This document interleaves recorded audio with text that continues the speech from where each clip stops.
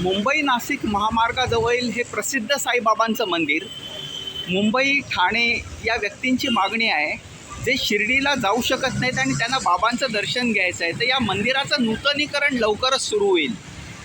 मी येथील मंदिराच्या काही व्यक्तींशी बोललो.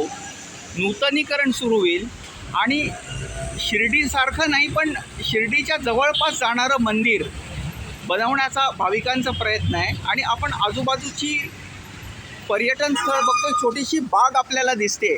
म्हणजे केवळ मंदिरच नव्हे पण रिलिजियस टुरिझम, भक्ती आणि पर्यटन याचा संयोग करायचा यांचा विचार आहे. आणि ऑफकोर्स ही हाराची दुकानं आपण बघतोय आणि पुन्हा आपण बघतोय ते बाबांचं दर्शन. येस, साईबाबांचं दर्शन आपण घेतोय.